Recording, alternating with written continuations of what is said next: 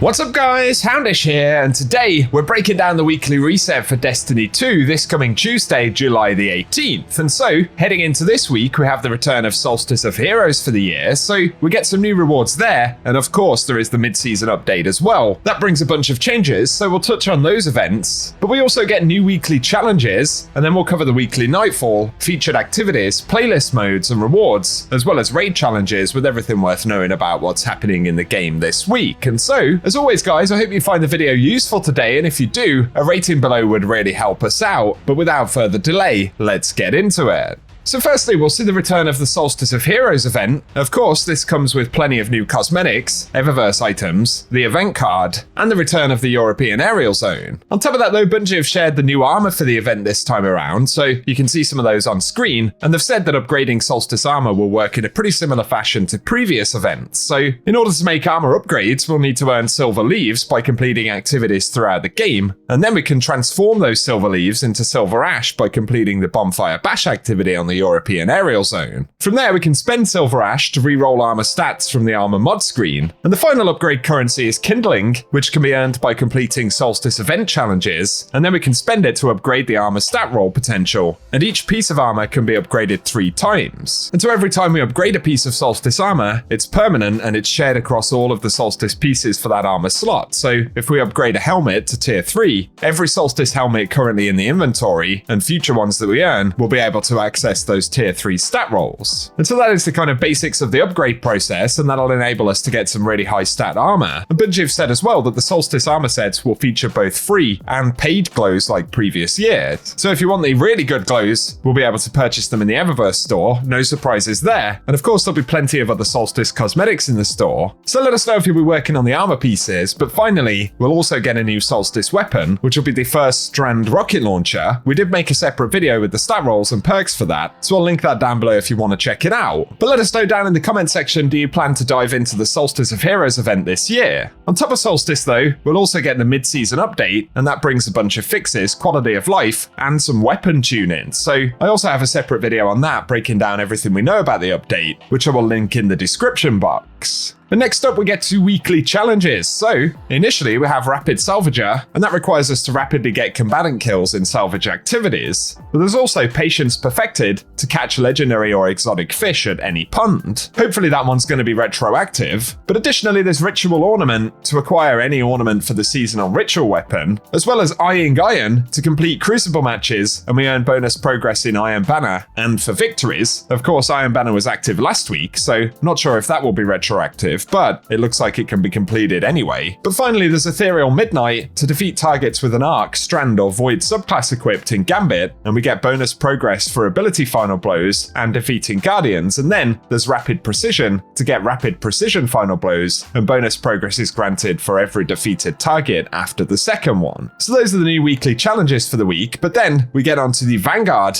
And the featured Nightfall for this week will be the Disgraced, with the featured weapon being the Swarm machine gun. When it comes to the Crucible though, we get Rift and Team Scorch featured, and then we should see the return of Trials of Osiris on Friday's daily reset. But for the featured raid and dungeon activities, this week we'll see the Deepstone Crypt, as well as the Pit of Heresy, and both of these will drop all of their unique items, but have updated power relevancy. And of course we shouldn't forget the reset on the new Ghosts of the Deep dungeon there as well. Plus, if you're jumping into the Last Wish, don't forget to visit Hawthorne and pick up the weekly quest for Last Wish Deep Sight weapons. But if it's the Root of Nightmares you're jumping into, this week we'll get the Illuminated Torment challenge, and so Briar's Contempt, the linear fusion rifle, will be the featured weapon drop. And as always, for Eververse, I'll keep you posted with the inventory, of course, with Solstice items, and that'll drop on Tuesday's weekly reset. But for the featured Lost Sectors this week, initially, we'll get K1 Crew Quarters on the Moon dropping exotic chest pieces on July 18th.